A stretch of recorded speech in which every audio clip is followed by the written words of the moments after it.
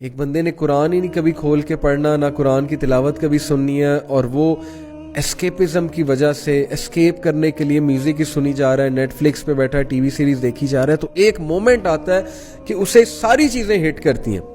Trust me, at the end of the night, when he or she has watched so many episodes of seasons اور اس نے بہت سی movies دیکھ لی ہوتی ہیں، پھر وہ سوچتا ہے کہ یار میں نے اتنا کچھ کر لیا ہے، now what next؟ اور ایک ٹائم آتا ہے کہ اتنی فرسٹریشن ہوتی ہے کہ بندہ کہتا ہے یار what am I doing؟ کس حد تک یہ انٹرٹینمنٹ میں دیکھوں اور میں کر کیا رہا ہوں، and where will it all end؟ یہ بڑا بیسک کویسچن ہے really. یہ آپ سب کے ساتھ بھی ہوتا ہوگا، کبھی کبھی فرسٹریشن ہو جاتی ہے بہت زیادہ، جب اللہ کی عبادت ہی نہیں کرنی، جب قرآن ہی نہیں پڑھنا، اسپرچویلٹی زیرو ہے اور نفس الامارہ گرو ہوئی جا رہا ہے. تو اس لیے مومن اللہ کی عبادت کرتا ہے، وہ ظاہر ہے کہ سارے مومنین والے کام کرتا ہے، خشیت سے نماز پڑھتا ہے. تو مومن کو ایگزسٹینشیل ڈپریشن نہیں ہو سکتی، میں نہیں مان سکتا. تو ہم اس سینس میں کہتے ہیں کہ مومن کو ڈپریشن نہیں ہوتی، مطلب ہوتا ہے ایگزسٹینشیل ڈپریشن نہیں ہو سکتی.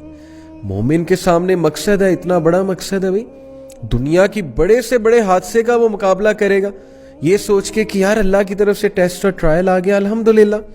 یس ہٹ ہوگا، ہٹ ہونا نیچرل ہے. صحابہ کہتے ہیں کہ اللہ کے نبی صلی اللہ علیہ وسلم، حضرت خدیجہ رضی اللہ عنہا کی جب وفات ہوئی، اللہ کے نبی did not smile for months. ایک کوٹ ہے کہ 3 months. Can you imagine the most smiling face on earth, he did not smile for months. تو ہٹ تو ہوئے، محبت تھی بھائی، سچی محبت تھی، اور کیا ہی ساتھی تھی حضرت خدیجہ رضی اللہ عنہا. فوت ہوئی، بہت دکھ میں گئے، لیکن کیا ایگزسٹینشیل ڈپریشن میں گئے؟ انہوں نے یہ سوچا کہ یار میرا پرپس کیا ہے یہاں پہ، نعوذ باللہ. اللہ کے نبی صلی اللہ علیہ وسلم ہے، امپاورڈ ہے، تو کیا ہی اللہ کے نبی صلی اللہ علیہ وسلم کا ایمان تھا اور کیا ہی ان کی پرسنالٹی تھی صلی اللہ علیہ وسلم.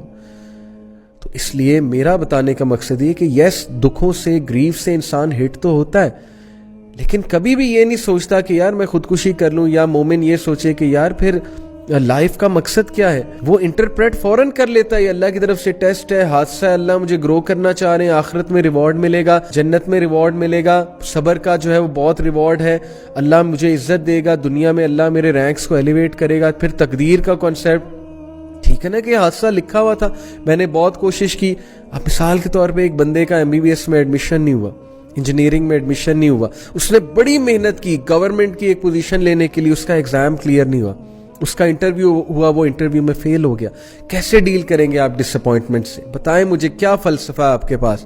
The best formula to deal with dish appointments, Islam gives you that formula. آپ کے لیے بہتری نہیں تھی وہاں پہ، آپ نے بڑی کوشش کی ایک چیز لینے کے لیے. میری لائف میں کتنی بار ہوا ہے، میں نے ایک جاب کے لیے اتنی ٹرائی کی، اتنی محنت کر کے گیا، فل سوٹیڈ بوٹیڈ ہو کے گیا، بہت ایکسائٹیڈ تھا، مجھے شور تھا میں یہ جاب لے لوں گا، آئی واز سو کانفیڈنٹ. وہاں جا کے انٹرویو میں فل کنفیوز ہو گیا، چپ لگ گئی مجھے سوالوں کے جواب آتے تھے، مجھ سے دیے ہی نہیں گئے.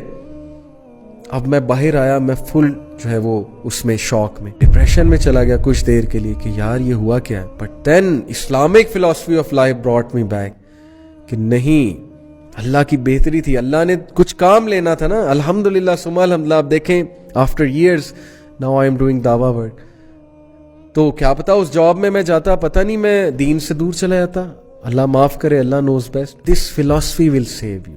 شکر کریں آپ مسلمان ہیں، شکر کریں اللہ تعالیٰ نے آپ کو اسلام کی نعمت سے نوازا ہے، اس زندگی کے فلسفے سے نوازا ہے جو آپ کو ہمیشہ دنیا کی مشکلات کو فیس کرنا سکھائے گا. اور انشاءاللہ آپ کو جب بھی لائف ہٹ کرے گی اور گھٹنے کے بل جو ہے وہ گرا دے گی، تو تب that is the time you will prostrate and then you will get up, you will rise like a momin, you will rise like a warrior.